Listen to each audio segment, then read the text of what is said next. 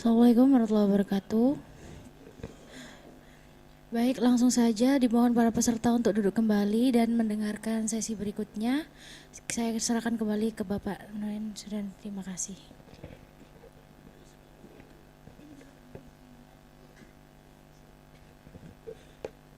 Cek. Terima kasih Kak. Ini sudah ngopi, sudah makan kue, cuman masalahnya yang Zoom ini ya, 17 orang ya. Yang Zoom gimana peserta Zoom? Sudah makan ya. Yang Zoom bisa mendengar dengan jelas ya? Oh, ini bisa langsung tuh? Iya. Gimana? Siapa ya? Aman Pak, aman Pak. Aman ya? Ada yang tadi disampaikan kurang jelas? Peserta Zoom?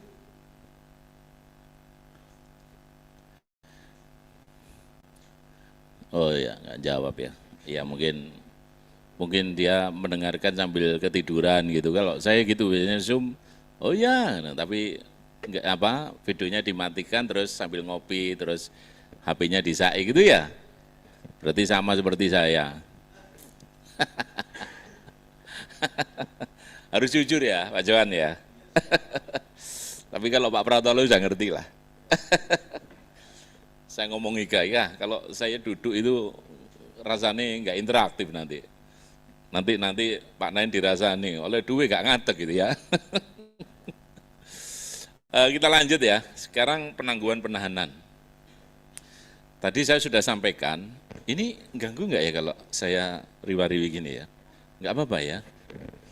Ya, penangguhan penahanan tadi sudah saya sampaikan bahwa ketika seorang klien, ya, seorang terlapor dipanggil oleh kepolisian atau mungkin kalau kasus pidana dipanggil oleh kejaksaan ataupun oleh KPK, penyidik KPK, itu seorang pengacara sebaiknya harus mempersiapkan surat penangguhan penahanan. Ya, kadang-kadang seorang pengacara, seorang advokat, itu mereka nggak mempersiapkan itu, lalu tiba-tiba mendadak gitu ya. Lalu apa yang harus dilakukan oleh seorang pengacara untuk mempersiapkan penangguhan penahanan? Jadi untuk mempersiapkan surat penangguhan penahanan ada 2 surat yang harus disiapkan. Yang pertama adalah surat permohonan agar yang bersangkutan tidak ditahan, alias penangguhan penahanan. Lalu yang kedua adalah surat pernyataan sebagai penjamin, ya, agar seorang terlapor atau tersangka itu tidak ditahan. Alasan daripada nanti saya uraikan di situ. Jadi penjamin ini penting ini, ya, penjamin itu biasanya adalah keluarga terdekat. Tetapi ada seorang pengacara yang mau menjamin, ini kebanyakan ini. Ya kalau kantor saya sih biasanya nggak apa-apa, saya menjamin tetapi harus ada persetujuan dari keluarga.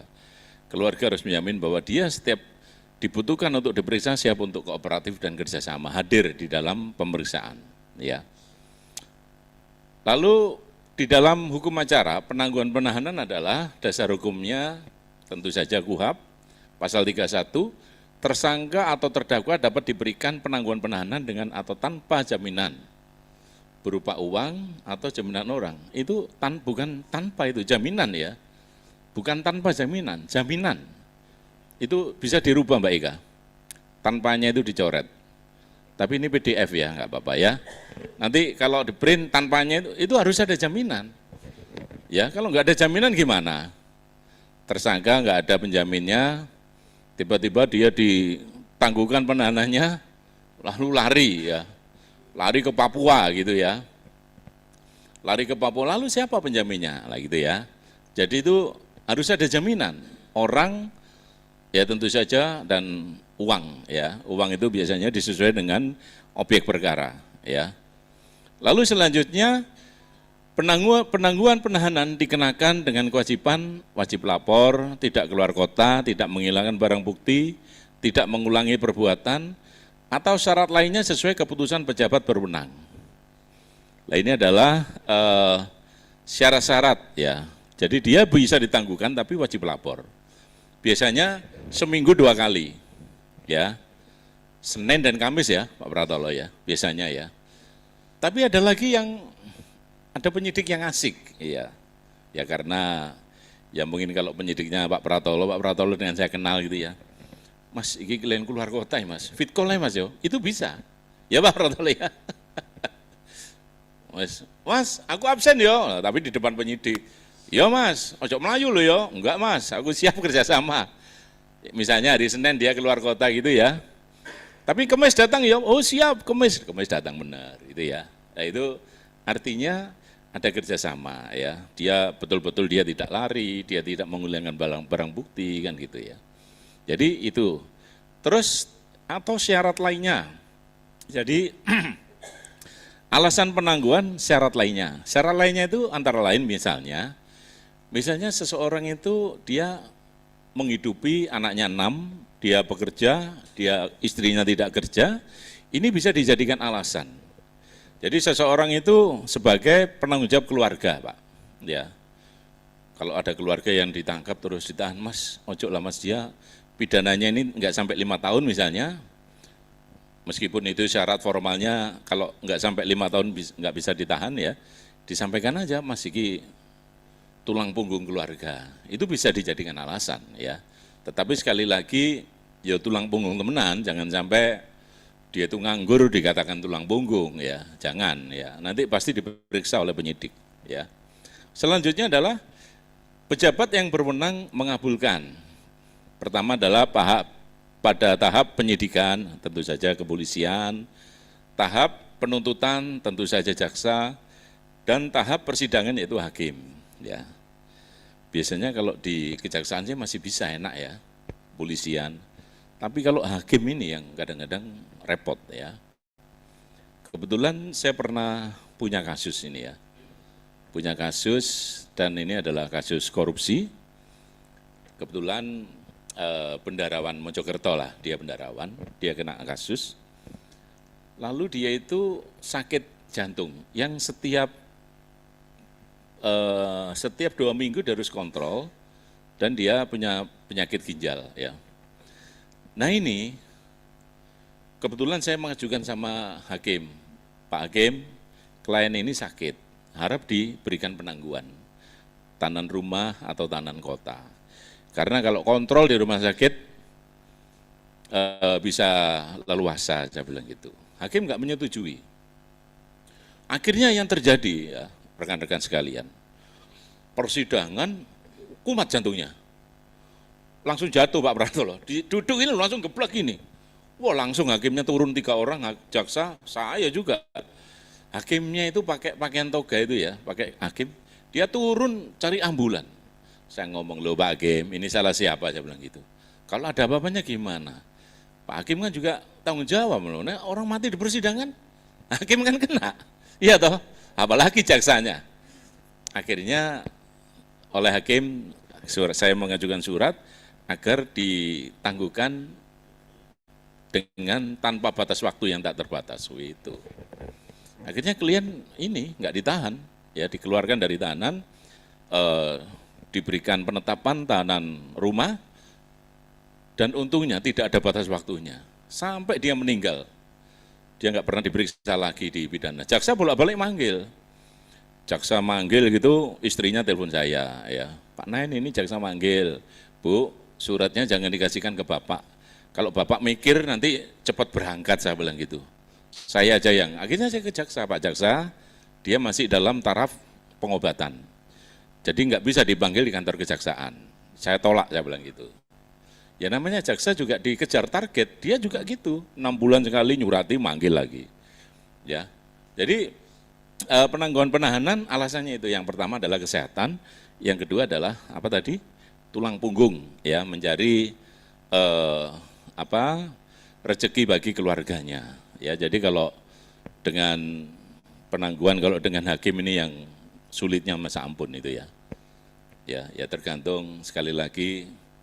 Ya mohon maaf, Republik Indonesia itu hakimnya masih belum bisa seperti Hakim Bau, apa?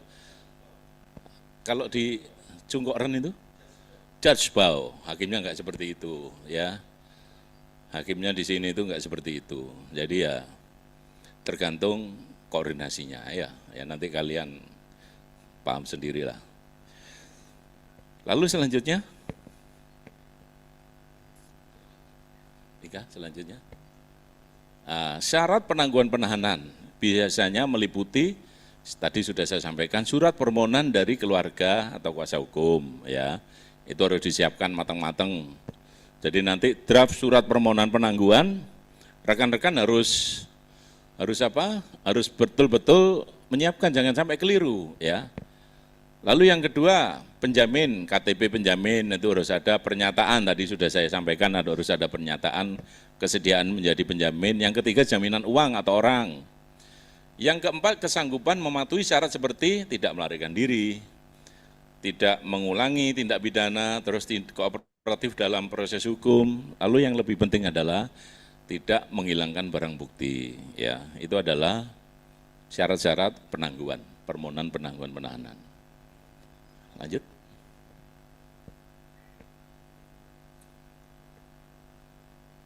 Apa itu surat penangguhan penahanan? Nah, ini di dalam KUHP sudah diatur ini ya.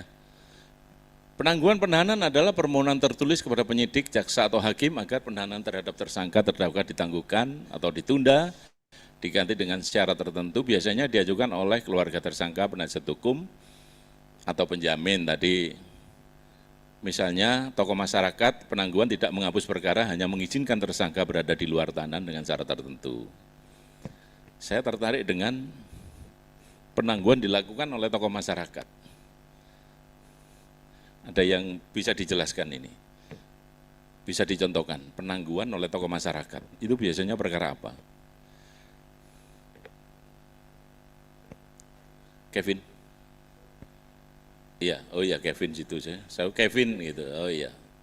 Kevin, penangguhan oleh tokoh masyarakat, apa biasanya? Kasus apa yang biasanya menarik? Iya.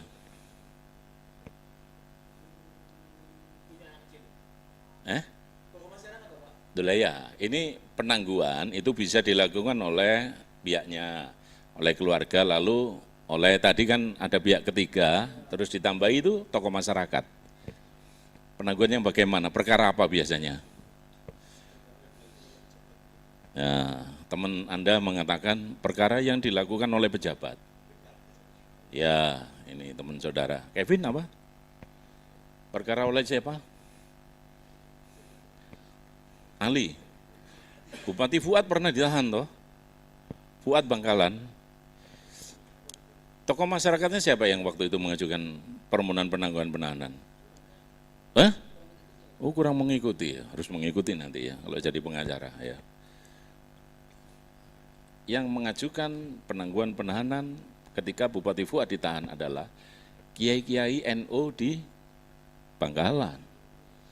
Ya itu tokoh masyarakat kan, ya toh. Jadi lalu kasus Roy Suryo itu bisa tokoh masyarakat. Oh iya, ya. Jadi kalau tokoh masyarakat itu artinya bahwa ketika misalnya bupati atau pejabat politik itu bisa, ya tokoh masyarakat pendukungnya bisa mengajukan. Misalnya ada ketua PSI misalnya, anggotanya bisa mengajukan penangguhan. Saya bertanggung jawab, 1.000 orang gitu, ya bisa mengajukan itu, ya.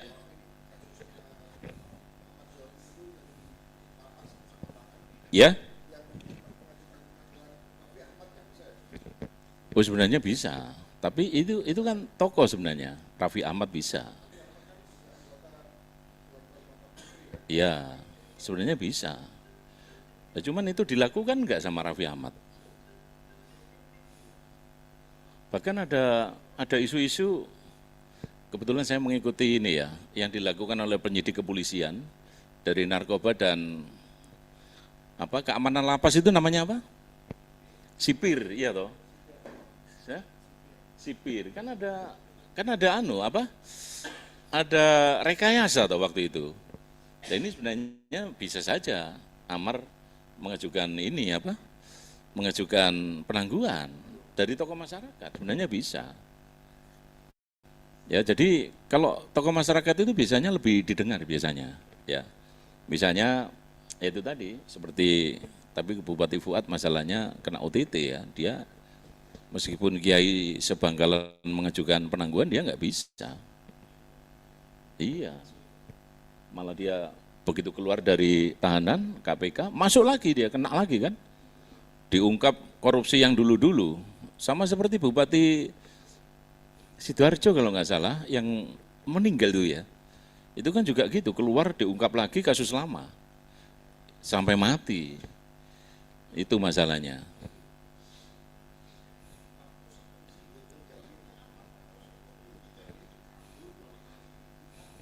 Ya namanya penjamin kan bisa di Pak Pratolo ini menjawab ini. Ini tahanannya kabur. Ya ini saya tak duduk sini aja. Karena hukum acara itu kan seimbang ya, kita duduk yang sama ya. Pak Pratolo. Yang dia kabur penjaminnya apa resikonya? Kalau yang dijaminkan orang ya orang itu yang menggantikan. Kemudian kalau misalkan uang, ya uang itu nanti yang akan diberikan kepada negara. Bukan kepada polisi loh ya, kepada negara. Jangan salah persepsi. Tapi lewat Pak Polisi, lewat penyidiknya, kan gitu Pak ya? Itu jawabannya.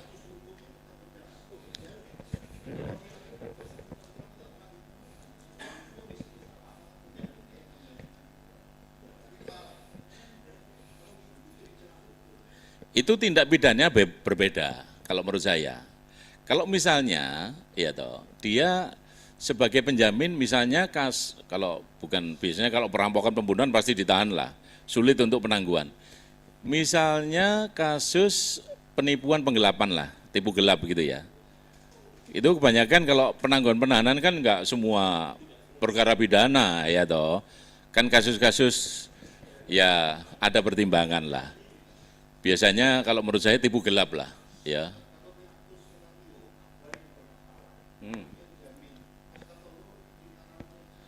Ya, jadi yang disampaikan Pak Partolo, kalau itu jaminan uang pasti harus disesuaikan dengan kalau tipu gelap, ya misalnya kerugiannya 5 miliar misalnya yang dilaporkan. Ya dia harus seimbang dengan itu. Ketika dia lari kan ini sebagai uangnya harus kembali kepada negara dan bisa diperhitungkan dengan korban. Kalau dia misalnya lari, penjaminnya bagaimana? Ya tentu saja nggak kena tipu gelap, tapi kena sanksi pidana membantu orang lain, ya pasal 55 lah Pak Pratolo ya. Ikut membantu melakukan tindak pidana gitu ya. Bukan pidana intinya, bukan. Pidana apa nih kalau ngarani? Turut serta gitu ya.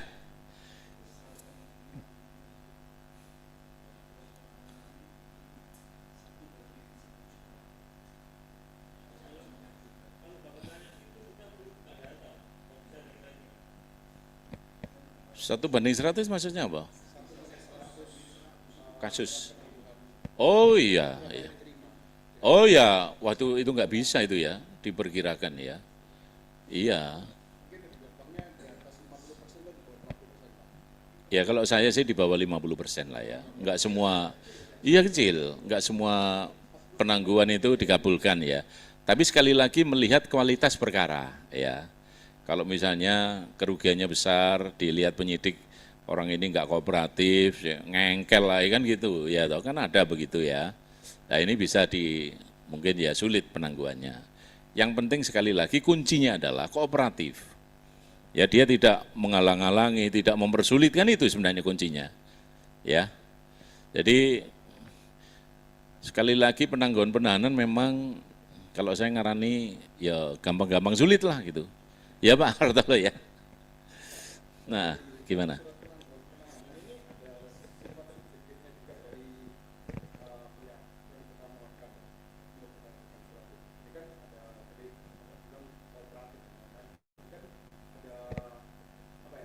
Unsur subjektif. Iya.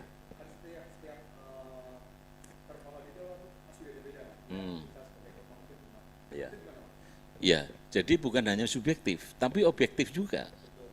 Ya, misalnya kasus ini bagaimana gitu kan? Wah, kasus ini dia objektif bahwa sebenarnya misalnya dilihat dari kerugiannya, ya. Terus dilihat dari tindak pidana yang dilakukan, ya. Modusnya bagaimana? Kalau misalnya orang ini secara objektif banyak orang mengatakan, oh anu kok penyidikan ya nggak gampang toh. Pasti dia kalau menyidik seseorang kan juga mesti tanya orang-orang sekitarnya. Bagaimana sih orang ini? Oh, orang itu apik kok Pak. Oh berarti ki ono kekeliruan ya misalnya gitu. Itu kasus objektif, sisi objektif. Subjektifnya ya pasti. Wah iku wis bolak-balik masuk laporannya wakai kayak ini di mana-mana ya pasti sulit itu diajukan penangguhan gitu kan. Jadi sebenarnya penyidik itu sebelum dia melakukan penyidikan pasti secara di luar itu dia juga akan meneliti orang yang dilaporkan itu tersangka ya. Kan gitu ya Pak Rotolo ya. Dilihat dulu ya, oh ini kredibilitasnya oh kan gitu. Pasti penyidik sudah mengantongi.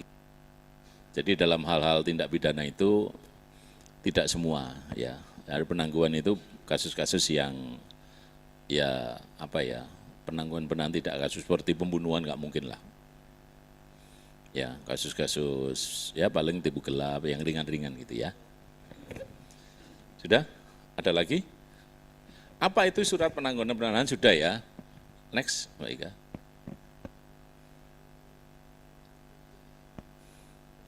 Isi pokok surat permohonan penangguhan, lah ini yang penting ya. Jadi kalau rekan-rekan membuat surat penangguhan penahanan, biasanya kan copy paste dari AI itu, kan sekarang ada itu ya, plug itu. Lah itu kadang-kadang sesuai dengan ini enggak ya. Biasanya berisi tentang identitas pemohon penjamin, ya tentu saja KTP-nya itu harus ada ya toh. Terus nomor induk NIK itu harus ada, identitas tersangka atau terdakwa, alasan memohon penangguhan, tersangka tulang punggung, tadi sudah saya jelaskan, kondisi kesehatan, kooperatif dan tidak akan melarikan diri. Terus ini kurang satu ini, apa tadi, tidak akan menghilangkan barang bukti ya, jadi itu ditambah aja.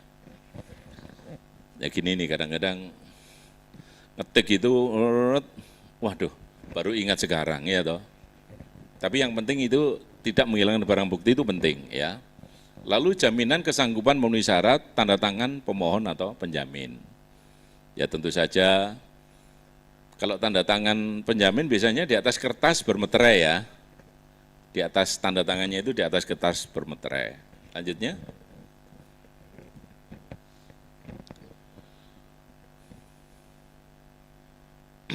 Contoh surat permohonan penangguhan penahanan. Nah, ini semuanya juga sudah ada ya.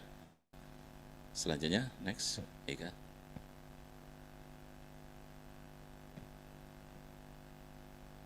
Contoh surat apa pidana ini? Oh surat kuasa. Oh iya itu contoh surat kuasa itu pidananya ya sekali lagi diganti. Contoh surat kuasa pidana ya. Jadi rekan-rekan sekalian bisa dibesarkan Mbak.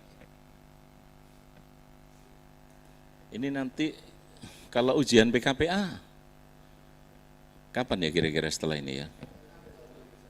6 Desember. Ini nanti ujiannya paling membuat surat kuasa, surat gugatan, terus pledoi gitu toh. Yang paling menentukan itu surat kuasa, jangan sampai keliru ya. Poin-poinnya ya. Ya. Nah, jadi surat kuasa itu ada surat kuasa khusus, ada surat kuasa umum, ya. Apa? Substitusi pasti. Tapi kalau untuk pidana khusus, ya jangan ada retensi ya, hak retensi ya. Bedanya dengan perdata itu hak retensi. Apa itu hak retensi, Mas? Hah? Nah, ya itu hak retensi ya.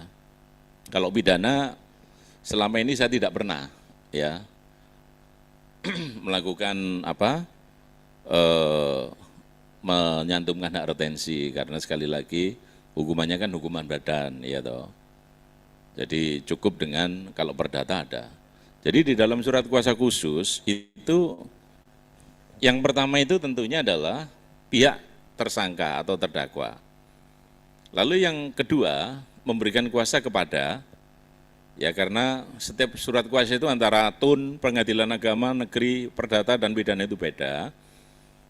Maka surat kuasa pidana itu menyebutkan nomor, ya, nomor daripada misalnya panggilan polisi, ya, itu harus menyebutkan nomor panggilan polisi. Terus, maaf ya, serak suara. Iya. Itu nggak bisa dibesarkan ya, Ika ya. Ya itu. Selanjutnya disebut pihak penerima kuasa, ya ini kantor hukum yang kedua itu dinaikkan, Ika.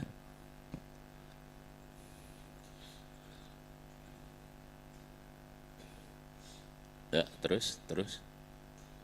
Nah, untuk dan atas nama pihak pertama atau pemberi kuasa, dalam kedudukannya sebagai apa, ya? Kalau misalnya dia dalam kedudukannya sebagai biasanya panggilan polisi itu saksi atau tersangka, ya. Di situ harus dijelaskan dalam kedudukannya sebagai saksi, ya. Sesuai dengan surat yang ada di panggilan kepolisian, ya. Lalu disampaikan untuk dan atas nama pihak pemberi kuasa dalam kedudukannya sebagai saksi atau tersangka melakukan pembelaan hukum dalam perkara apa, pidana. Misalnya kalau tipu gelap ya tipu gelap disebutkan, ya. Terus yang penting itu jangan lupa nomor panggilan. Itu harus dicantumkan, ya. Nah, terus khusus, apa khususnya mendampingi. Kalau pidana boleh enggak tersangka diwakili oleh pengacara? Enggak boleh, berarti bunyinya mendampingi pemeriksaan saksi atau tersangka di kepolisian atau di kejaksaan, gitu ya. Ya, bukan mewakili, tapi mendampingi. Terus yang kedua, mengajukan surat-surat permohonan penangguhan penahanan, gitu kan. Terus yang ketiga, ya melakukan koordinasi dengan instansi terkait, gitu ya. Nah, di sini biasanya kalau teman-teman supaya nggak dicabut ya, ini sekali lagi pengacara itu punya strategi. Supaya surat kuasanya nggak dicabut, itu mendampingi di pengadilan negeri, pemeriksaan di kejaksaan gitu. Jadi sebenarnya ya sudah secara ya etika nggak melanggar itu nggak apa-apa ya. Tujuannya apa? Saya kadang-kadang tanya sama teman-teman, kenapa kok mbok gawe sampai pengadilan sampai Mahkamah Agung? Loh, sebab nggak dicabut Pak. Soalnya kalau kita hanya kepolisian, suatu saat bisa dicabut Pak Bartolo. Ya, jadi wah gitu ya. Terus sampai PK gitu, teman-teman sampai PK ya. Nah, tapi nanti pembayaran fee-nya sendiri-sendiri tingkat ya. Jadi surat kuasa itu seperti itu ya. Lalu nanti biasanya kalau pengacara-pengacara seperti kami ada yang pidana itu ada yang perjanjian. Nanti kalau hukumannya sekian ada sukses fee-nya ya gitu. Tapi jarang saya pidana ada perjanjian, didampingi perjanjian itu jarang. Nggak pernah itu ya. Tapi ada yang begitu, Mas Engko sampai bebas sukses fee-nya sekian gitu ya. Ya. Jadi kalau Otman Paris itu kalau sukses fee itu minimal 4M itu sukses fee-nya. Iya. Jadi nanti Pak Bartolo kalau sudah jadi pengacara, iya nanti telepon lah ya, nanti berapa persen Pak Bartolo ya. Teman-teman nanti uang dengar lah ya.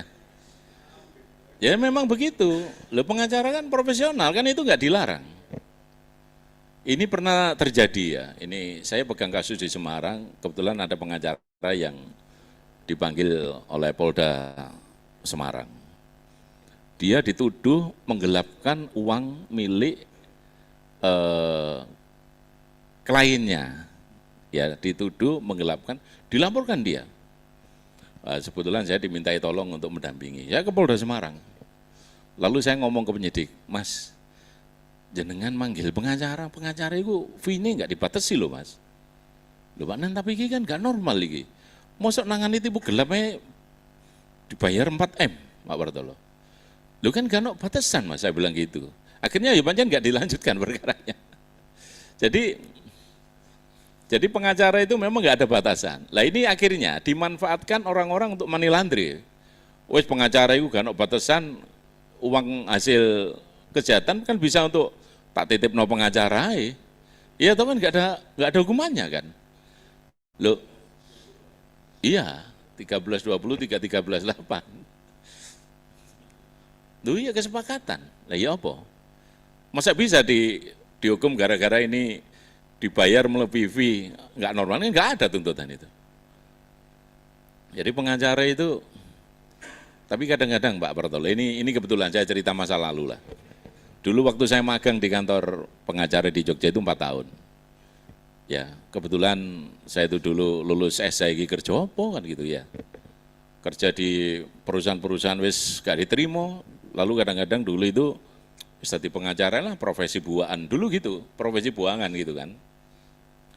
Akhirnya saya waktu magang itu belum punya izin itu melihat bos saya itu, bos ini kok setahun itu mau boleh gonta ganti. Padahal waktu itu ya namanya magang itu kan nggak dibayar ya. Bayarannya itu ya seikhlasnya kan ya, diberi makan gitu kan. Akhirnya saya berpikir, iya jadi pengacara gue enak ya. Setiap tahun gitu kadang-kadang ada yang, kalau dulu bos saya itu kalau ada orang yang nggak mampu, prodio gitu dibantu. Terus saya ngomong, loh Bu, Ibu kalau kasus prodio orang-orang nggak mampu, ya itu harus kita bantu. Kita kan sambil beramal katanya. Tapi biasanya gitu kan. Gitu itu kalau saya sudah gini, ini nanti ada perkara besar, ini bisa untuk apa? Saling menutup gitu. Akhirnya benar. Nah ini nanti besok kalau rekan sejawat ini, calon rekan sejawat, kalau jadi lawyer, kalau ada orang yang nggak mampu dibantu ya. Biasanya ini kita akan diberikan rezeki lain, yang itu kadang-kadang melebihi dari uang yang kita sukses fee kita lah gitu. Ya harus seimbang lah. Termasuk teman-teman Mulia Lubis pun dulu juga begitu. Nah, Pak Aryono, Citra Subono juga begitu. Terus siapa?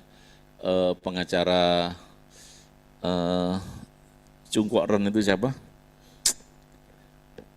Aduh siapa lupa saya. Itu yang pernah membebaskan orang mau di hukuman mati pernah dibebaskan. Aduh siapa ya lupa saya.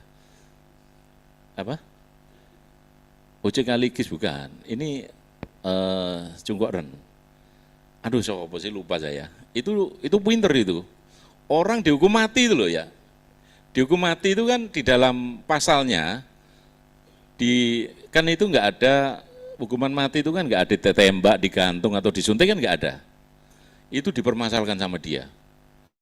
Loh ini apa? Hukuman mati melalui apa? Loh melalui tembak. Ada pasalnya nggak ada. Orang itu akhirnya dilepas. Pinter itu. Coba nanti di Google saya lupa namanya itu.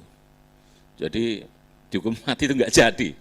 Dia satu-satunya di Indonesia yang membebaskan orang hukuman mati dia. Cuman saya lupa namanya. Terus nanti aja lah di Google. Orang tua itu ya begini ini. Tapi nanti tiba-tiba saya ingat itu ya. Ayo next.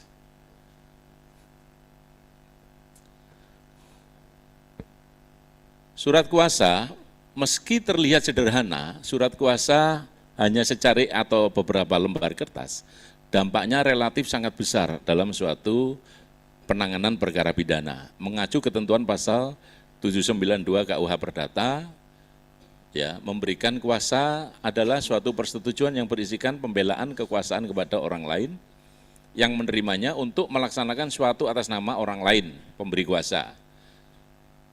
Biasanya diberikan secara tertulis atau lisan, pada praktiknya adalah ya. Ya.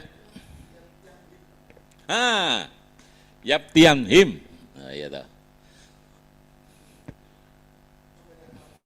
Ya, pembelaan. Itu pertama kali yang membebaskan orang hukuman mati dibela sama dia, nggak jadi hukuman mati karena dia mempermasalahkan pakai apa. Di dalam hukum Pak Pratolo pernah melihat undang-undang. Hukuman mati itu kan hukuman mati sampai mati kan gitu ya. Itu kan undang-undangnya itu. Tetapi pakai apa itu kan nggak ada. suntik, tembak, gantung itu kan nggak ada ya. Iya pelaksanaannya, tetapi di dalam undang-undang kan nggak secara rinci jelas. Tapi nggak tahu sekarang, sejak kejadian Yapti Amnim itu. Iya, tembak ya. Iya, atau penjelasan SOP-nya tembak ya. Iya, iya, anggota kepolisian. Ya, jadi kalau menurut saya memang itu sebaiknya dicantumkan di dalam undang-undang, bukan aturan pelaksana gitu kan. Sebab Yapti Amnim itu gara-gara Yapti Amnim akhirnya ada undang-undang pembunuhan hukuman mati sampai mati dengan tembak gitu. Karena di Indonesia dengan itu toh, bukan dengan suntik atau gantung kan, atau listrik gitu kan. Kan ada hukuman mati kan bermacam-macam. Ya toh. Lalu ada suatu kejadian lagi misalnya bagaimana kalau seseorang hukuman mati dengan ditembak ternyata dia nggak mati. Di dalam itu pernah kejadian sampai mati. Ya, di dalam undang-undang hukuman mati itu sampai mati. Cuman yang dulu dipermasalahkan itu adalah caranya oleh Yapti Amnim. Ya. Nah, sekarang kita bicara surat kuasa. Bisa lisan, Pak. Sebenarnya KUH Perdata itu saya pernah dampingi di Polda. Kebetulan karena darurat, ya toh. Pak Nain, saya dipanggil Polda ini tidak ada panggilannya, baru kemarin saya terima. Lalu saya mau didampingi Pak Nain kan gitu. Akhirnya saya mendampingi tanpa secara tertulis. Nah, tapi karena penyidiknya kembali lagi ya. Semuanya itu kan Mas iki Mas, aku sampai neng jaluk tertulis saya nggak ada, saya bilang gitu. Ini kan secara lisan. Loh, dasarnya apa Pak Nain? Loh, perdata, saya bilang gitu. Itu lisan. Nah, terus yang bersangkutan kan ada di sebelah saya. Iya Pak, saya memberikan kuasa pada Pak Nain. Nah, itu nggak apa-apa ya. Tapi sebaiknya ya tertulis lah ya. Kalau nggak darurat. Ini kan jawabannya tadi kan karena darurat. Itu secara lisan nggak apa-apa.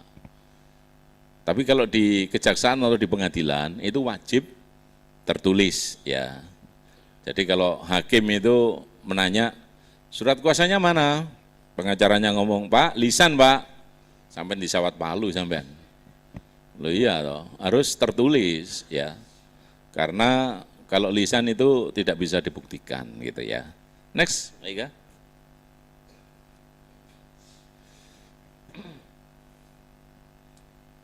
Proses peradilan pidana biasa meliputi tahapan-tahapan sebagai berikut. Nah ini, pada saat sidang pertama, pada hari sidang yang telah ditetapkan oleh majelis hakim, sidang pemeriksaan perkara pidana dibuka adapun tata caranya adalah sebagai berikut. Ya. Hakim akan pertama kan jaksa dulu, jaksa akan mengajukan, hakim membuka persidangan secara terbuka atau tertutup gitu. Biasanya kalau hakim menyatakan tertutup itu untuk sidang apa ya? Nah, kesusilaan. Lalu yang kedua, anak ya. Perceraian, enggak, kalau pidana ya anak sama susilaan ya. Jadi kalau Ali mau nonton sidang perkosaan itu enggak bisa enggak bisa ya. Kemarin itu ada laporan, ini lucu ini, saya juga mendampingi itu tertawa. Ada seorang laki-laki, ya mungkin ini kelainan kejiwaan ya, dia itu senang mencuri celana perempuan. Celana dalam itu loh Bu. Iya, ini ada ini Pak, kelainan. Apa? Apa namanya? Vertis. Itu bukan fobia ya, bukan ya. Oh, bukan. Ndelok celana wedok wedi ngono enggak ya. Ini malah mencuri. Ya, dia itu mencuri celana perempuan, lalu ya mungkin kepegelen dia tidur di masjid. Tertangkap dia loh. Ya jadi dia kecapean mungkin. Lah ini sama hakim repot ini, mau dibuka untuk umum ya masalah susila, iya toh. Korbannya itu ibu, ya toh. Lalu kalau ini tertutup ya Akhirnya hakim memutuskan tertutup untuk umum. Ya karena kembali lagi kepada kesusilaan. Anak ini kok ya ngerti, celana dalamnya orang tua sama anak muda itu dia tahu. Ya tahu, mungkin sing klowor gitu ya, wah iki nek. Mungkin nek apa otomatis entek itu berarti wong tua iki.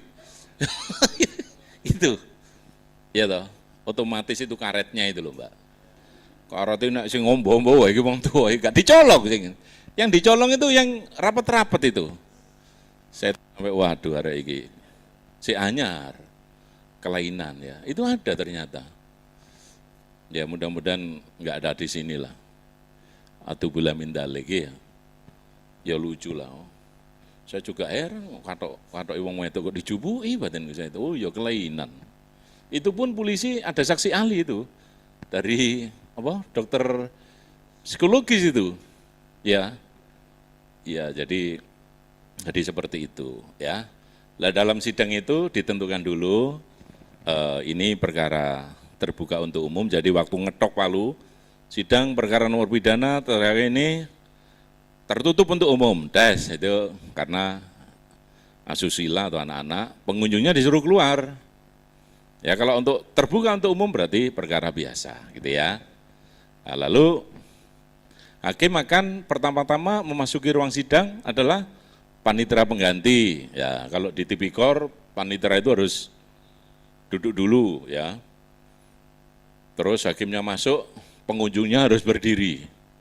Nah, ini ada kasus lagi nih. Suatu saat tersangkanya itu nggak mau berdiri. Kasus tipikor. Mungkin rekan pernah membaca ya di Google. Jadi para tamu Bapak Ibu diharap untuk berdiri, hakim memasuki ruang sidang kan gitu. Ini kasus tipikor. Nah, terdakwanya itu nggak duduk dia. Hakim duduk, dia nggak mau berdiri. Ngapain menghormati hakim mungkin begitu ya. Dampaknya apa? Terdakwa ini dimasukkan ruang tikus, tahanan tikus itu Mas. Itu selama 7 hari. Bapak Ibu tahu ruang tikus tahanan itu ada itu, setiap tahanan ada. Hah? Ya sempit, ya kenceng di situ.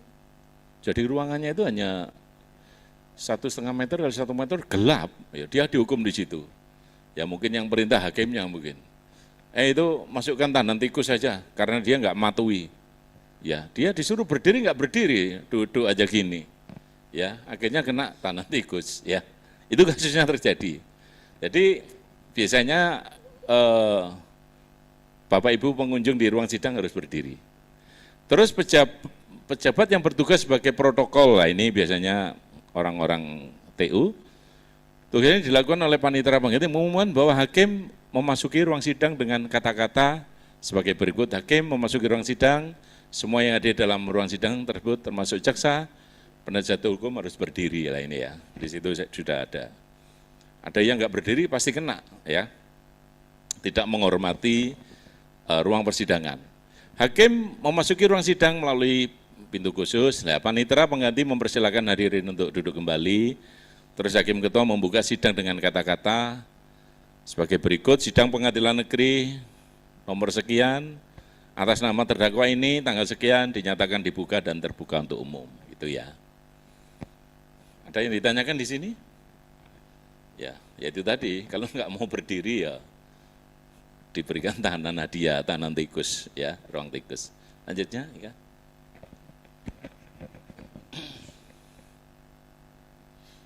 Pemanggilan terdakwa untuk masuk ke ruang sidang, ya. Hakim ketua menanyakan kepada penuntut umum, apakah terdakwa sudah siap dihadirkan pada sidang hari ini? Tidak dihadirkan, alasannya apa? Maka hakim harus menunda persidangan, gitu ya. Biasanya jaksa akan ditanya, gimana terdakwa sudah siap? Jaksa akan menjawab, sudah siap majelis gitu. Itu langsung dihadirkan. Kalau misalnya tidak siap, lu kenapa? Gitu kan. Oh ya terdakwanya sakit gitu. Maka hakim bisa menentukan menutup sidang dan menunda sidang. Ya. Lalu jika penuntut umum sudah siap menghadirkan, maka hakim ketua memerintahkan supaya terdakwa dipanggil masuk.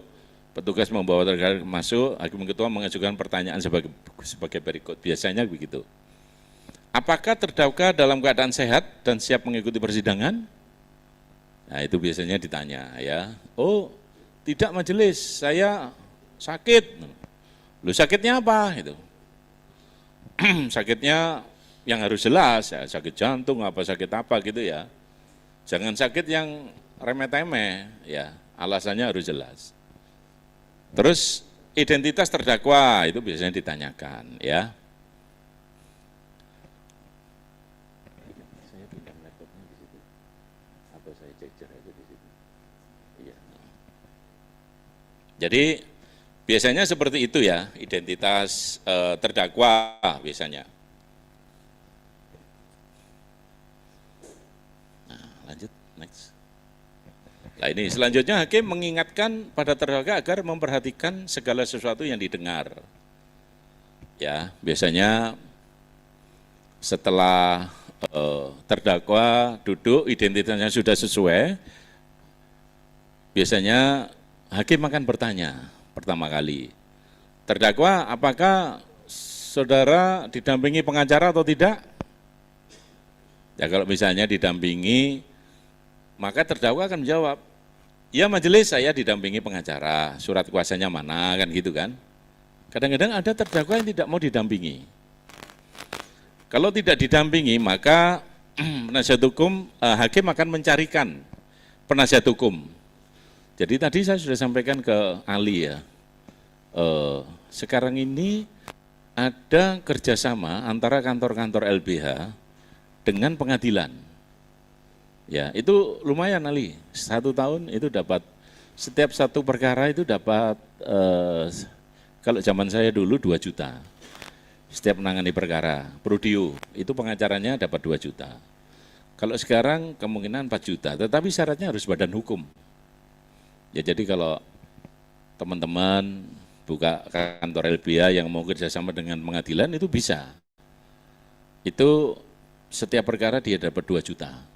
Tapi kalau sekarang ya mungkin 4 juta. Saya dulu kebetulan saya bidang pengabdian masyarakat, jadi gratis gitu, dapat 2 juta setiap nangani perkara.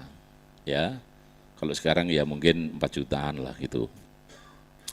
Hakim akan menawarkan, loh kalau Anda didakwa 5 tahun ke atas, Anda harus didampingi pengacara. Terus terdakwa ngomong, nggak mampu Pak Hakim, bayarnya mahal gitu kan.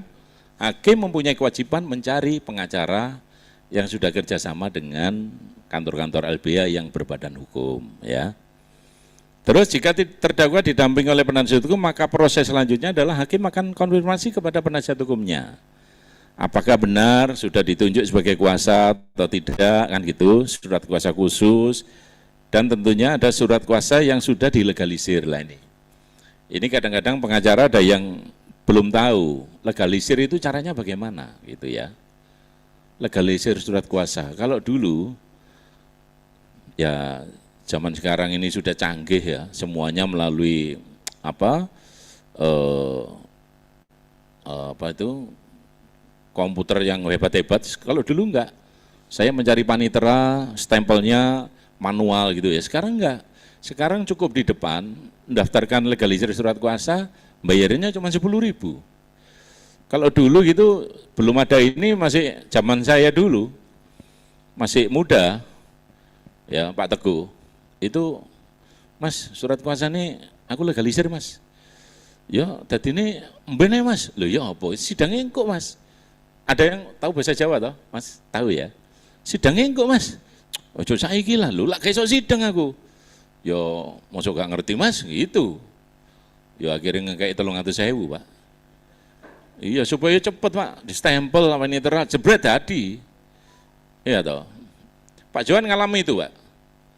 Belum pernah. Oh iya, sekarang enak di depan.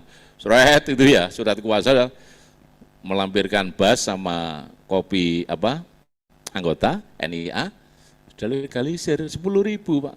Bayarnya kadang-kadang di bank. 10.000 bayaran di bank Pak. Sekarang pengacara apa panitera itu sekarang rambutnya banyak yang putih Pak sekarang. Ya enggak seperti dulu Pak. Soalnya kalau dulu itu setiap perkara legalisir 300.000 Pak. Yang masuk ke resminya ya paling 30.000 lah. Tapi ya gitu, 300.000 2 jam jadi Pak, Pak Karto. Pak Martolo. Kalau, Hah? Iya tahu sama tahu lah. Nah sekarang cepat sekarang, 10.000 dadi langsung wis. Ya itulah bedanya. Dan hakim akan meminta penasihat hukum untuk menunjukkan surat kuasa dan kartu izinnya. BAS itu sekarang kemarin saya di Jepara itu minta yang asli, ya. Jadi rekan kalau sidang BAS-nya harus asli. Sekarang fotokopi hakim nggak percaya, banyak dipalsu, ya toh. Itu harus aslinya dibawa. Terus sama hakim akan mengamati dokumen tersebut. Iki ya namanya hakim ya iso banyak buktinya, banyak pengacara Jakarta yang kadang-kadang dokumennya nggak benar, tapi hakim tidak bisa melakukan klaim bahwa ini palsu nggak benar, itu nggak biasanya nggak ada itu. Yang penting ada aslinya. Ya. Lanjut. Selanjutnya adalah tahapan persidangan pidana biasa, pembacaan surat dakwaan. Ya tentu saja pembacaan surat dakwaan itu seorang penasihat hukum harus mendengarkan dengan teliti. Kadang-kadang jangan sampai dimanipulatif oleh jaksa. Pasalnya dulu di waktu di penyidikan kepolisian ada 2 loh, sekarang kok ada 4 gitu ya, jangan. Ini pengacara harus bisa mengkritik surat dakwaan. Ya tetapi sekali lagi kritiknya itu adalah terkait dengan eksepsi biasanya gitu. Jika ada pembacaan dakwaan eksepsi itu sama hakim akan dikabulkan terkait dengan hal-hal yang penting. Ya, biasanya terkait dengan nebis in idem, error in persona, kedaluarsa, juga terkait dengan absolut, ya kewenangan absolut. Kewenangan absolut apa? Rekan-rekan. Ya, perkara ini betul pidana apa enggak kan gitu. Ya. Nah ini biasanya kewenangan absolut itu harus diberikan eksepsi. Terus tanggapan dari jaksa penuntut umum apabila eksepsinya, misalnya eksepsinya itu sangat beralasan, maka akan ada putusan sela. Ya, menyatakan bahwa surat dakwaan itu DNO atau perkara ini tidak dilanjutkan karena dengan alasan eksepsi yang tadi yang di atas itu. Ya, dinyatakan dakwaan tidak diterima atau kalau eksepsi ditolak maka sidang akan dilanjutkan. Ya, kadang-kadang ada jaksa yang penuntut umum yang ini marah-marah ya.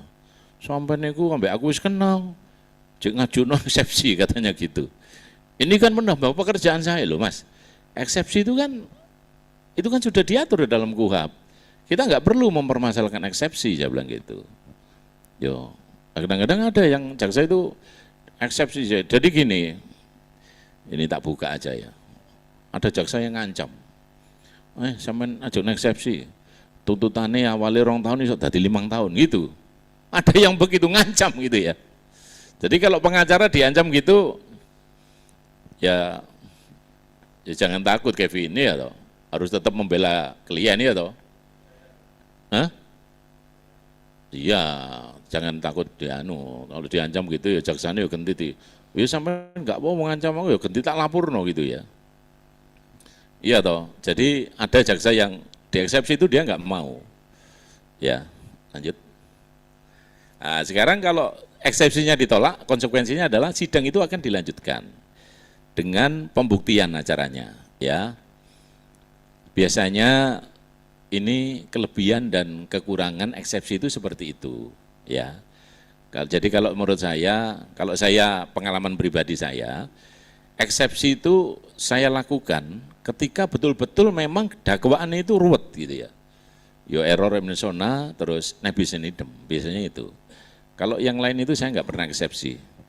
Sebab kalau dilanjutkan, itu kita itu kelihatan di dalam pembuktian. Pembuktian itu ada bukti surat, ahli, saksi gitu ya, terdakwa, terus dokumen-dokumen alat bukti yang lain, termasuk saksi ada charge.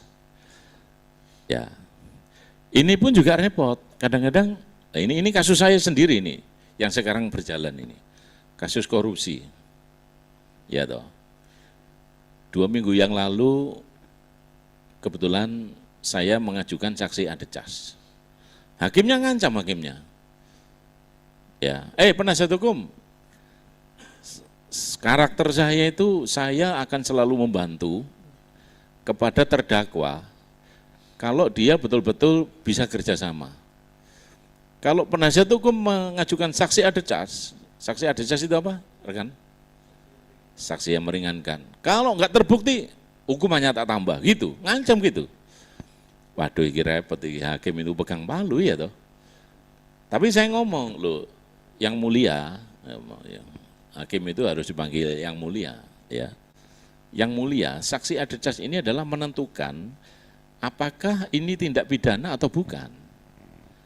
Karena dakwaan dan tuntutan, dakwaan dari saudara jaksa penuntut umum, ini objeknya ini bukan objek pidana, saya bilang gitu. Ini harus dibuktikan. Lalu saksi adecasnya apa? Saksi fakta dan ahli, saya bilang gitu. Ya wes gitu. Jadi kadang-kadang kalau ada hakim yang begitu, rekan-rekan jangan sampai, nggak jadi gitu, jangan ya. Harus tetap. Kadang-kadang hakim pun juga menguji penasihat hukum ini bagaimana, ya toh. Nek penasihat hukumnya wis kalah poin gitu, yang bongkok gini. Awalnya gini, akhirnya dodok gini, ya toh. Jangan. Harus tetap melihat ke depan, ya. Jadi kalau sudah dihantam gitu, jangan mundur. Lalu yang selanjutnya adalah requisitor atau tuntutan pidana. Ya, jadi biasanya sebelum ada tuntutan pidana itu ada rentut. Wah, ini rentut ya. Tuntutan pidana itu ada rencana penuntutan.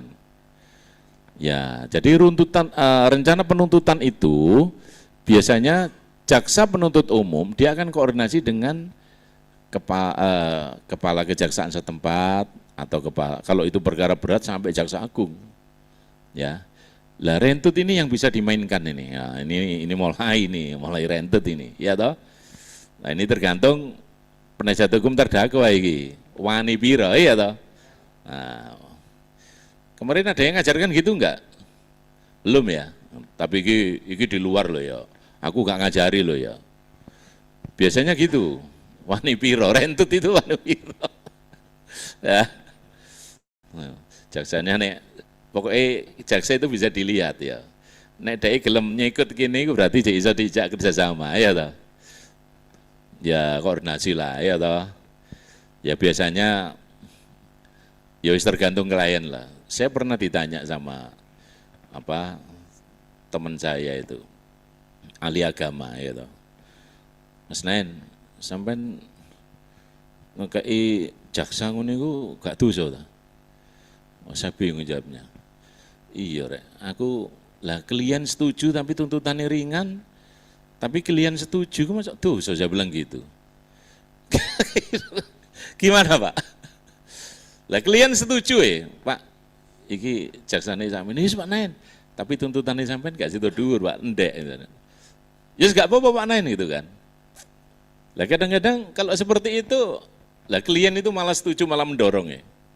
Iya toh. Ya kembali lagi ke wani piro tadi Pak. Akhirnya rentut yang tadinya 4 tahun itu bisa berubah jadi 2,5 tahun ya. Ya. Tapi akhirnya ya kembali lagi pada klien. Loh ini kan, itu kan seperti itu. Loh Pak, di Singapura apa ada? Ada. Kadang-kadang jaksa ya BCI kok Pak, engko wis dipoto saya sampean kayak aku bolpen yang paling apik gitu Pak. Berarti dimanapun itu ada Pak, sama. Ya tergantung sekali lagi adalah bagaimana seseorang luasnya pengacara ya. Sebab apapun ya semua itu kan manusia ya. Ya kadang-kadang kalau memang klien tidak mampu, ya berarti bukan terus pengacara nggak membela sepenuh hati, jangan. Ya memang kalau klien yang minta gitu, ya pengacara kadang-kadang ya repot. Pak aku nggak mau Pak, aku ngetokno duit tapi hukumannya tuntutannya jangan tinggi-tinggi gitu kan. Nah, pengacara ini harus, waduh nggak ada kenalan ini di kejaksaan, nah, repot itu ya. Jadi sekali lagi itu tergantung dari nuraninya masing-masing. Tapi menurut Pak Johan apa Pak? Boleh nggak Pak Johan?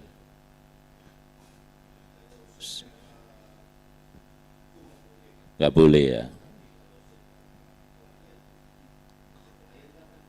Iya ya, mendampingi. Tapi mendampingi nek itu sama dengan apa makelar ya.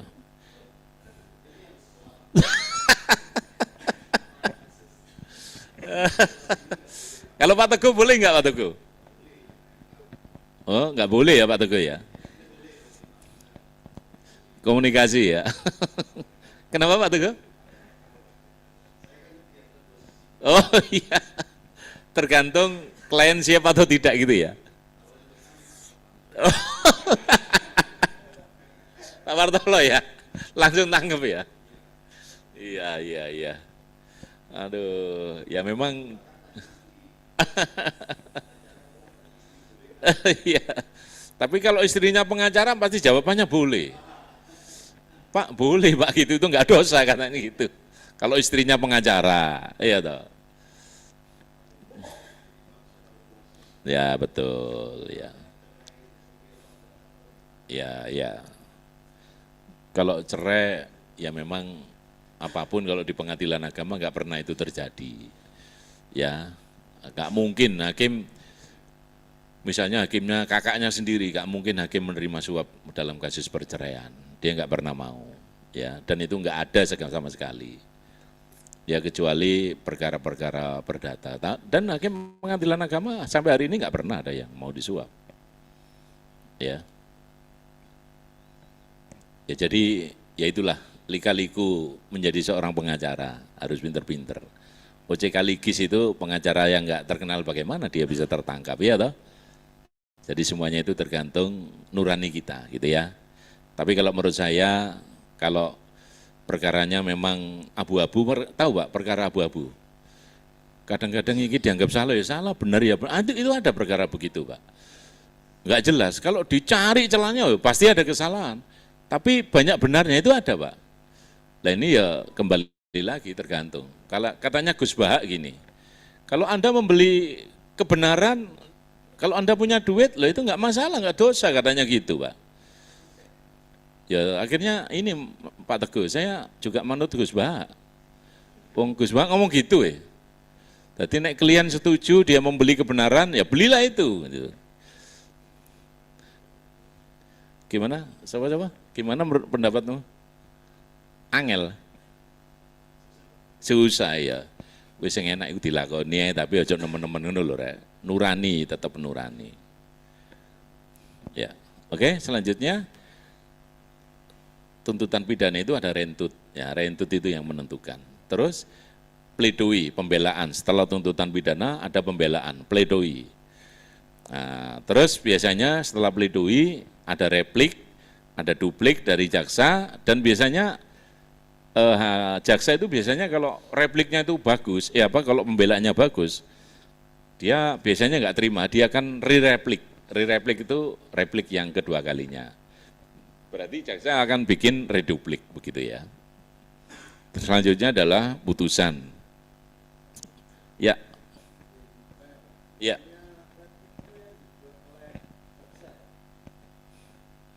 Oh ya, jaksa. Jadi tuntutan, ya toh, pledoi. Pledoi itu oleh terdakwa atau penasihat hukum, replik oleh jaksa, benar, iya. Ya, kalau ada replik, penasihat hukum biasa ditawari oleh hakim. Kamu jawab enggak repliknya jaksa?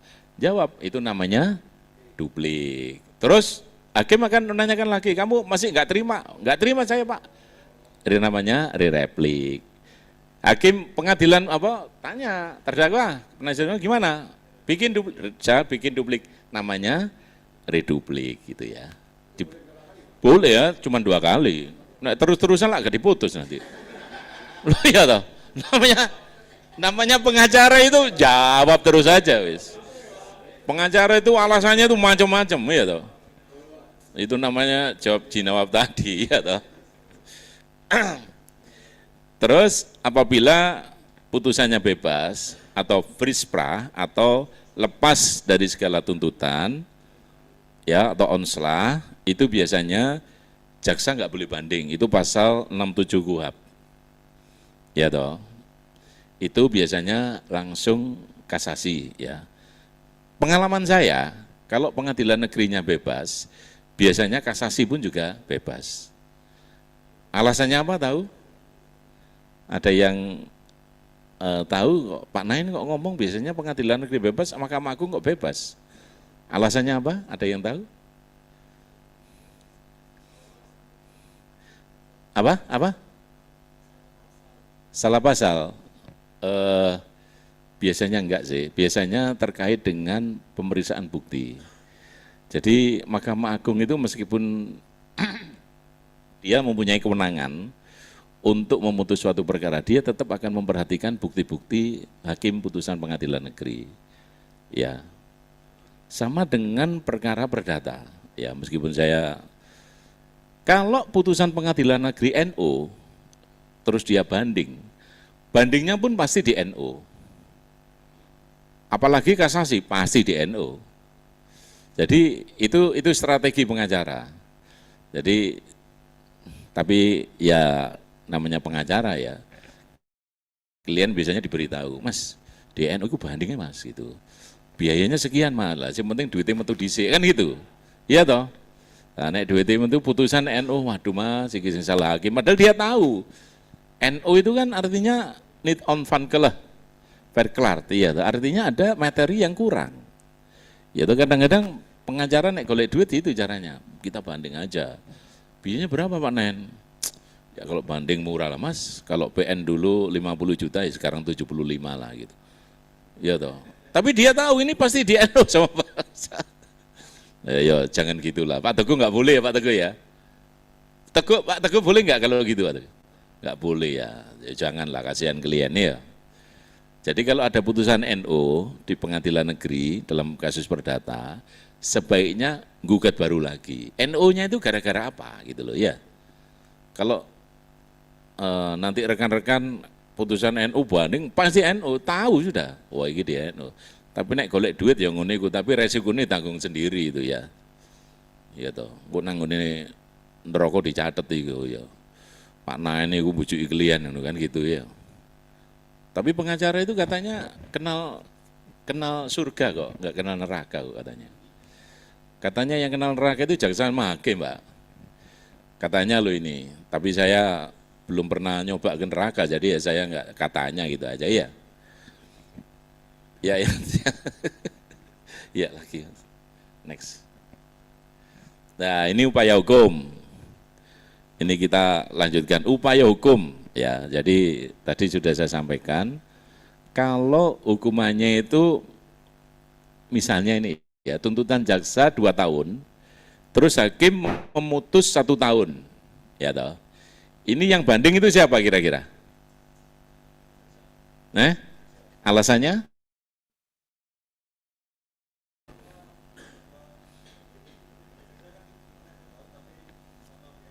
Diputus 1 tahun. Kurang puas ya. Kalau menurut undang-undang ada yang tahu alasannya apa? Ya itu, siapa tadi yang jawab 2/3 tadi? Ya itu alasan undang-undang. Jadi kalau tuntutan 2 tahun, hakim memutus 1 tahun, jaksa pasti banding. Kalau dia nggak banding, pasti dipindah di Papua. Loh iya, soalnya syaratnya undang-undang itu 2/3. Ya toh, berarti kalau 2 tahun 2/3-nya berapa Mas? Kalau 2 tahun 2/3-nya berapa? 1 tahun 6 bulan, iya? Ya, 1 tahun 4 bulan, 6 bulan lah begitu. Jadi nggak boleh kurang dari 2/3, ya. Pasti jaksanya banding, ya. Lalu biasanya kalau nanti rekan punya klien, kalau sudah diputus hakim, biasanya kan ditanya ini oleh hakim, gimana terdakwa, menerima enggak hukumannya, gitu kan. Biasanya jawabannya jangan langsung mengatakan, oh saya karena emosi ya toh, saya banding Pak Hakim gitu, jangan. Sebab ketika penasihat hukum mengatakan banding, itu sudah dicatat oleh panitera. Ya, ini penting ini banyak yang nggak tahu ini. Ya, wah diputus rek aku rek, waduh. Karena dia emosi, jawabannya banding lah. Hati-hati, banding itu enggak malah kurang, kadang-kadang bisa malah Lebih. Lalu jawabannya yang paling bagus itu apa? Lah, pikir-pikir. Pikir-pikir yang mulia, ya padahal alasannya banyak nyekeli baduk gini ya, nyekeli kepala, oh pikir-pikir gitu ya. Jadi ini harus dipertimbangkan oleh penasihat hukum, perkaranya apa? Tapi kalau perkara korupsi, sampean banding, kena putus 3 tahun banding, bisa jadi 5 tahun. Kasasi bisa lagi kena 6 tahun. Ya, jadi harus jawabannya pikir-pikir ya. Nanti dipikir di rumah, sama, ngopi sama penasihat hukum. Penasihat hukum akan memberikan solusi gitu, argumentasi. Kalau menurut saya, pengalaman saya, kalau itu kasus korupsi, kalau itu sudah ringan, jangan banding. Ya, kalau hukumannya 1,5 tahun pasti bisa 2 tahun, 3 tahun.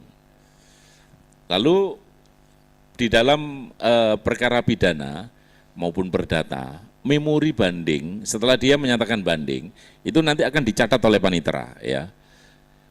Kewajibannya adalah 7 hari setelah dia mengajukan pernyataan banding, dia harus membuat permohonan banding atau tidak membuat permohonan banding. Jadi di dalam perkara banding baik perdata maupun pidana itu tidak wajib. Ya, tidak wajib. Tetapi ya namanya pengacara kembali lagi cari duit ya toh. Ngomong ke klien, Mas, saya bikin memori banding itu cari buku di Gramedia itu nggak cukup 1 Mas. Ya ini bukunya ini harus bisa 5 ini untuk membuat memori banding. Alasan pengacara, ya toh, dia minta biaya banding gitu kan. Ya jadi ada saja strategi seorang pengacara ya, mengajukan banding, dia membuat memori banding. Kalau ada memori banding, maka jaksa mempunyai kewajiban untuk menjawab memori banding dari terdakwa atau penasihat hukum.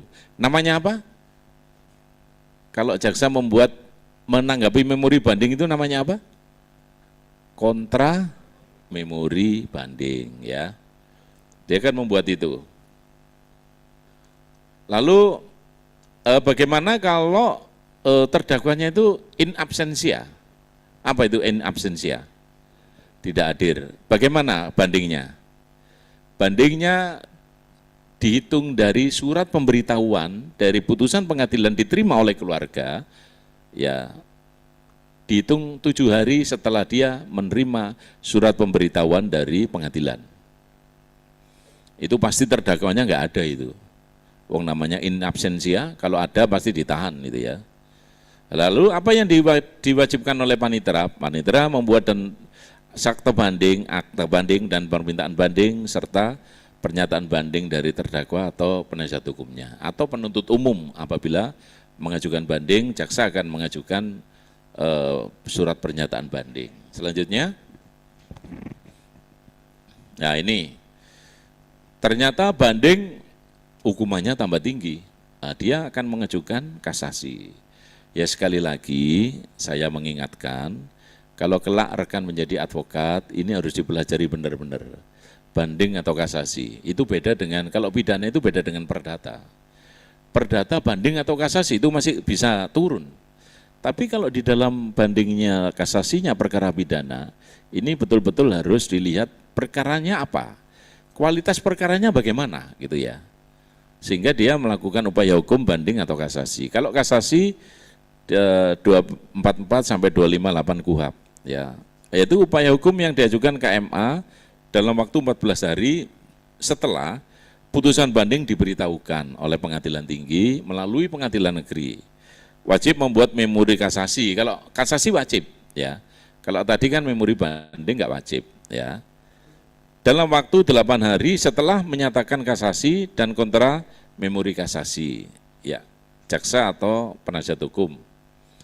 Alasan pernyataan kasasi adalah salah penerapan hukum, 2 cara mengadili tidak sesuai dengan undang-undang, yang ketiga pengadilan memutus atau melampaui batas wewenangnya, gitu ya.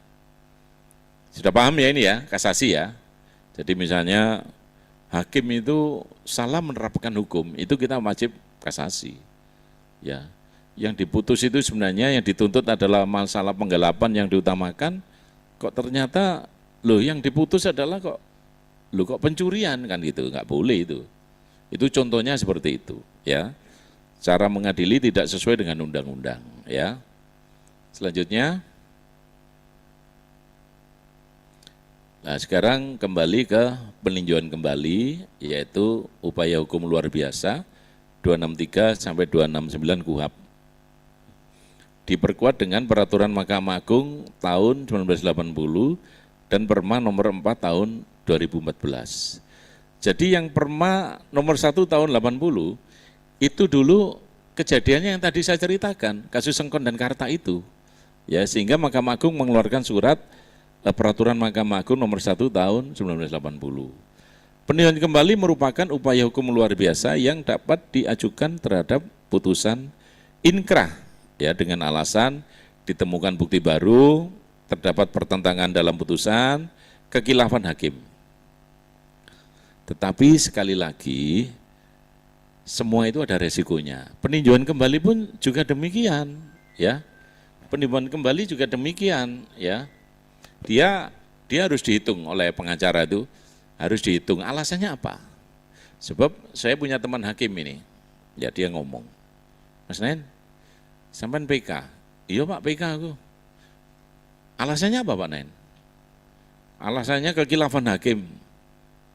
Hakim ngomong, 1000% sampean kalah katanya gitu. Lu kok iso Pak? Lu iya alasan sampean kekhilafan hakim. Alasannya apa? Kok 1000% kalah? Tahu alasannya? Tak bocor none iki ya. Dia ngomong gini, Mas Nain, sampai ngerti, putusan kasasi itu yang memutus siapa? Hakim siapa? Putusan kasasi yang memutus siapa? Hakim Mahkamah Agung. Peninjauan kembali yang memutus siapa? Loh, yang kalau kasasi yang memutuskan Hakim Mahkamah Agung. Kalau peninjauan kembali yang memutus siapa? Hakim Mahkamah Agung. Kalau alasannya kekhilafan hakim, dia ngomong Mas, sama 1000% kalah. Loh, yang mutus koncoku dewe katanya gitu. Yang mutus itu teman saya sendiri, wae perkara sampean iku. Sampean ya pasti mosok aku ate nyalano koncoku Mas Nen gitu. Lah terus ya apa Pak supaya menang? Bukti peninjauan kembali adalah yang tepat adalah novum, bukti baru. Kalau bukti baru itu masih bisa diajak hakim itu masih bisa molak-malik lah, ya. Oh, ikan ada bukti baru. Ya, tapi kalau di dalam perdata yang paling penting adalah novum sama bukti itu adalah hasil pemalsuan atau kejahatan. Ya, yang dimaksud bukti baru adalah bukti yang tidak pernah diajukan di pengadilan pada saat sidang pertama. Ya, ini dulu pernah ada kejadian ini. Ada seorang pengacara senior Surabaya, sekarang sudah meninggal. Ya, dia mengajukan novum. Dia lupa bahwa novum ini dulu pernah diajukan di sidang pengadilan negeri, sidang pertama. Akhirnya dia laporkan sama lawannya. Karena pengacara senior ini memberikan keterangan palsu di persidangan, di peninjauan kembali. Karena dia sudah pernah mengajukan itu, bukti itu sudah pernah diajukan, kok ternyata PK itu diajukan lagi dengan alasan novum, bukti baru, ini nggak boleh. Dia dilaporkan pidana. Ya jadi hati-hati dengan novum. Ini kalau pengacara yang wis pokoknya supaya diterima PK-nya novum, padahal buktinya pernah diajukan di pengadilan negeri, ini jangan. Kalau lawan Anda dengan itu gregetan pasalnya, bisa dilaporkan pidana, memberikan keterangan palsu di persidangan. Itu ya. Selanjutnya, wah sekian dan terima kasih selanjutnya. Ini sebelum sekian dan terima kasih dibalik notiti, Mbak, ada yang bertanya? Mungkin, monggo silakan. Ya.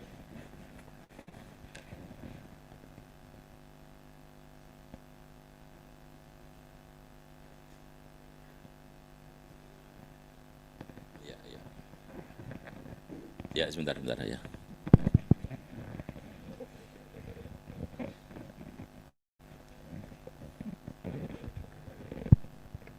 Halo. Ya, Ya. diulangi. Terkait dengan novum, Bapak. Ya. Jadi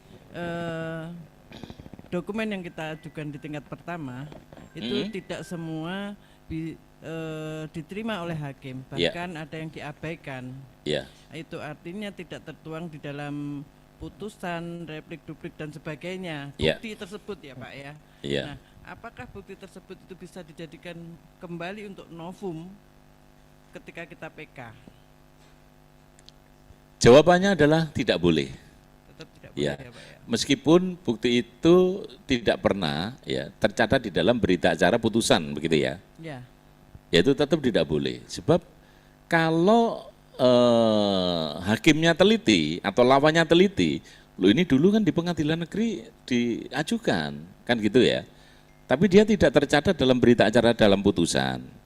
Ya atau misalnya ini ya, bukti itu kan kalau pengacaranya pinter, ya bukti itu kan bukti perdata ya, B1, B1A kan gitu ya, B1B gitu kan, misalnya pembayaran kredit bank ini.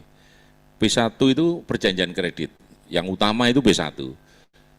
B1A itu pembayarannya gitu ya, pembayarannya. Lah ini itu biasanya tidak dimasukkan di dalam berita acara ya, biasanya tidak dimasukkan di dalam berita acara putusan. Ini maaf ini tak, patah ini dijak ini. Lah itu maka kalau itu diajukan novum ini bisa kalau lawannya teliti bisa kena itu. Memberikan keterangan palsu di persidangan karena sudah pernah diajukan toh. Iya. Betul ya, begitu kan? Jadi bukti itu tidak diajukan di muka sidang, tapi ketika kita membuat pledoi itu kita lampirkan seperti itu. Oh berarti tidak masuk bukti ya? Itu kan berarti tidak kita masuk. serahkan Pak di dalam paket pledoi Ya, kita ya. serahkan dokumen-dokumen itu di bawahnya pledoi itu satu bundle menjadi satu bundle gitu Pak. Jadi ada di bawahnya pledoi. Iya, iya. Itu. Biasanya kan dilampirkan toh. Ya, dilampirkan itu Pak. Lah kalau makanya kalau lawannya teliti, lo ini kan dulu pernah dilampirkan dalam pledoi, berarti kan masuk menjadi bukti kan? Betul? Iya, iya. Ya, maka itu tidak bisa dikatakan novum ketika dia mengajukan PK. Oke. Ya, Ya. karena sudah masuk ke dokumen resmi kan. Tetapi kalau dia, nah ini masalahnya, kalau dia enggak, paniteranya mungkin lupa ngetik, dia enggak dimasukkan dalam berita acara putusan, ya atau lampiran ini kan biasanya dalam putusan kan melampirkan pledoi, mengajukan pledoi dengan melampirkan ini kan gitu. Ya. Misalnya dia enggak dimasukkan dalam berita acara putusan, ya Kelewatan, tapi lali lah untuk begitu. Untuk seluruhnya Pak, tapi Hah? untuk seluruhnya. Lali tapi untuk seluruhnya.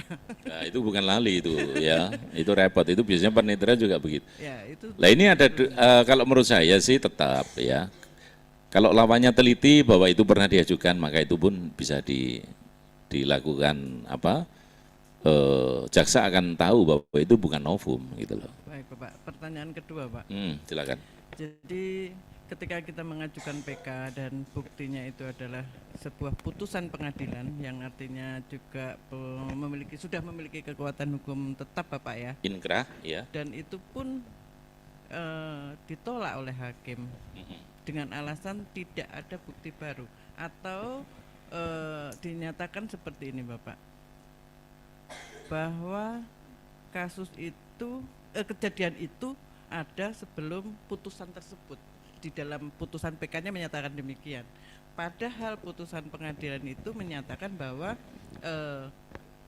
dokumen tersebut batal demi hukum, yang artinya dianggap tidak ada kejadian tersebut, gitu ya. Jadi kejadian itu dianggap tidak ada karena putusan pengadilan itu menyatakan batal demi hukum. Atau kalau udah dinyatakan sebuah dokumen, kalau dinyatakan batal demi hukum kan artinya dianggap tidak pernah ada. Ya, nah si hakim mengatakan bahwa kejadian itu sebelum ada putusan itu. Jadi kejadian ini terjadi, misalkan kejadian 2017, putusan 2018, padahal 2018 tersebut, maksud saya putusan yang dijadikan novum ya Pak ya. Putusan tersebut kan menyatakan batal demi hukum, yang artinya baik tahun 2017 itu tidak pernah terjadi kejadian itu kan batal demi hukum Pak. Nah ketika itu dinyatakan oleh hakim seperti itu, apa yang harus kita lakukan, Pak? Kita harus bagaimana? Itu kan jelas-jelas sudah batal demi hukum. Ya, ya tetap kita harus mengajukan kekilafan hakim alasannya. Bukti barunya kekilapan Ya, hakim atau ya enggak itu kalau novum itu pasti ada bukti fisiknya ada. ada? Kalau seperti itu pertimbangan hukumnya, loh ini ada dokumen sebelum diputus kok kan gitu toh. Iya. Tapi hakim mempertimbangkan lain kan gitu. Ya, Alasannya adalah kekilafan hakim. jadi tidak ada bukti novum baru, Pak? Nggak Dari ada. kekilapan, ya putusan Iya. PK itu ya, Pak ya? Kekilafan hakim. Tetapi prinsipnya, apakah dokumen itu pernah diajukan nggak di dalam persidangan? Belum pernah. Ah, itu menjadi novum. Sudah kita jadikan novum, Iya. tapi di dalam putusan PK tersebut hakim mengatakan Itu bukan. bahwa kejadian itu ada sebelum putusan itu. Loh kan ya. Bingung kan, Pak? Loh, ya enggak toh. Ya bingung, Pak, karena putusan yang kita jadikan novum ini adalah sudah jelas bahwa batal demi hukum. Dokumen tadi, dokumen yang dijadikan alat bukti pelapor itu sudah dinyatakan batal demi hukum oleh pengadilan. Itu kita jadikan bukti. Iya, itu bisa Ya. jadi novum tapi Iya, tapi Pak. pertimbangan hukum Mahkamah Agung Ya. di dalam putusan PK itu tidak mempunyai atau batal demi hukum. Putusan yang kita ajukan. Jadi Ya. katakanlah ini dokumen pernikahan ini, Pak. Ya, ya. Dokumen pernikahan ini kita mintakan apakah ini betul nggak pernikahan ini? Oh, itu batal demi hukum. Ya, Kita jadi ini sudah ada kasus, Pak ya. Terus kita PK. ya, ya. Kita taruh dulu nih PK nih, Pak Ya. ya. Bukti baru kita adalah kita berupaya hukum. Nah, kita mengajukan apakah ini perkawinan ini apakah sah secara hukum? Oleh pengadilan diputus tidak sah, dan itu batal demi hukum, error in persona, dan itu data terdakwa dengan data yang ada itu berbeda, beda Ya. orang, gitu, Pak. Oh. Dan itu sudah dinyatakan palsu oleh pengadilan agama. Berdasarkan bukti palsu tadi yang dari pengadilan agama, kita ajukan PK, Oh. gitu Pak. Kita ajukan PK, taruhlah itu kejadian 2017. Putusan yang kita buat tadi 2018 ya Pak ya. Hakim mengatakan bahwa kejadian itu 2017, jadi tidak menghapus perkara pidana. Lah kan lucu ini ya. Pak. Nah ini kan kita menghadapi sebuah kriminalisasi. Ya. Nah itu trik kita Ya, untuk ya. mengajukan PK untuk penghapusan nama baik itu seperti apa itu Pak? Ya, jadi memang PK itu karena upaya hukum yang terakhir dan upaya hukum luar biasa, memang kadang-kadang hakim yang memberikan pertimbangan hukum itu memang apa ya, faktor utamanya kalau itu bukan bukti novum, ya itu, yang pertama itu tadi ya sungkan sama temannya. Tapi kalau itu novum yang kasusnya seperti itu, upaya yang kita lakukan apa kan gitu ya? Iya kita tuh sebagai pengacara untuk membela klien yang kita yang seperti ini. Kalau saya loh ya, PK kedua, ya PK 2 itu memang di dalam peraturan Mahkamah Agung nggak boleh. Tetapi fakta yang ada di lapangan, PK kedua itu boleh. Pernah melihat kasusnya Tommy Soeharto? Pernah ya? Itu PK-nya 2 kali. Pertanyaannya waktu itu saya tanya, "Duh Mas, PK-nya Tommy kok dikabulkan 2 kali?" Jawabannya apa Panitera? Lu Mas, Panitera kan tidak bisa menolak permohonan PK. Tetapi di undang-undang nggak ada loh Mas. Loh itu bukan kewenangan saya untuk menolak PK yang kedua. Yang berhak menolak PK kedua Mahkamah Agung Mas. Akhirnya keputusan PK kedua Tommy dibalik, turun hukumannya. Ya, jadi kalau menghadapi seperti PK lagi. Tapi kalau ada Panitera menolak loh, Panitera nggak boleh loh menolak. Ya toh. Yang berhak menolak atau memperbolehkan adalah hakim Mahkamah Agung. Bukti barunya contohnya seperti apa Pak? Jurisprudensi. Jadi coba lagi. Gitu ya? Dengan menggunakan dokumen yang iya. sama? Oh, bisa ya Pak ya? Bisa. Republik Indonesia. Indonesia Raya tercinta. Boleh. Ada lagi? Oh ya. Tapi cepat Pak Johan jadi pengacara dulu dong. Ada lagi? Ya.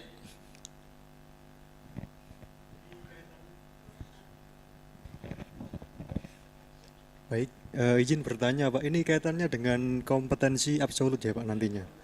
Jadi gini, kalau kita melihat KUHP baru itu kan ada apa namanya tindak pidana-pidana khusus itu yang dimaksudkan di KUHP yang baru ini Pak.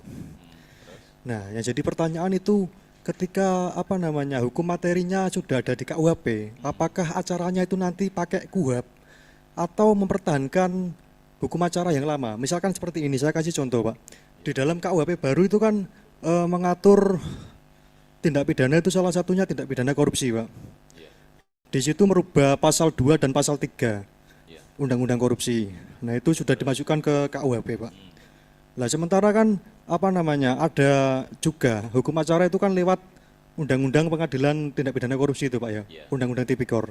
Nah apabila ini sudah masuk ke KUHP, apakah hukum acara itu nantinya ngikuti KUHP atau hukum acara yang lama itu Pak, yang Tipikor itu Pak? Mungkin itu Pak, terima kasih. Ya, terima kasih. Ini KUHP-nya kalau untuk KUHP baru belum ada ya? Ya belum ada, jadi yang berlaku ya tetap KUHP yang lama. Ya karena belum ada KUHP yang baru. Tetapi sekali lagi, kalau untuk kasus-kasus korupsi itu jaksa maupun hakim itu menggunakan peraturan Mahkamah Agung.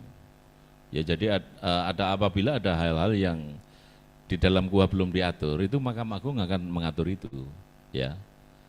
Lex specialis derogat lex generali, ya. Jadi seperti itu. Jadi belum ada KUHP baru. KUHP baru saya juga belum punya ini, masih pesen ini. Sudah keluar ya Pak? Oh iya. Ya mungkin itu ya. Ya, siap. Terima kasih Pak. Iya, ya, makasih. Ada yang lain? Ali, ayo tanya Ali. Buka LB Ali, nanti.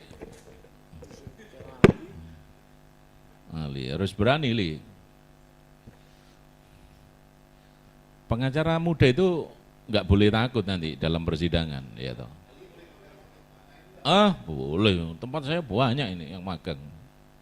Anak UPN 7 orang, anak WK tambah banyak lagi. Anak UNER. Tapi kalau saya itu di tempat saya magang itu misalnya kalau sudah jadi pengacara ya kalau gabung dengan tempat saya memberikan waktu 5 tahun. Kamu 5 tahun harus sudah buka kantor sendiri. Dan ini ya saya bersyukur banyak pengacara-pengacara muda yang dulu di kantor saya eksis di Jakarta, di Kalimantan gitu ya. Jadi ada yang di Bali gitu ya. Jadi saya juga senang anak-anak bisa enggak. Oh ya kalau itu syarat untuk menjadi pengacara. Ya 2 tahun. Tapi setelah jadi pengacara kan gabung kadang-kadang ada tempat saya memberikan batasan 5 tahun. Wes anulah buka dewe lah. Dan saya bersyukur anak-anak juga bisa eksis gitu ya. Mungkin itu kalau nggak ada yang tanya kita tutup. Ada pepatah yang mengatakan di dalam tutur kata kalau ada salah saya juga mohon maaf gitu ya. Oke, terima kasih, selamat siang. Kita ketemu nanti di pelantikannya Anda menjadi advokat ya. Sukses semua ini. Yuk, makasih.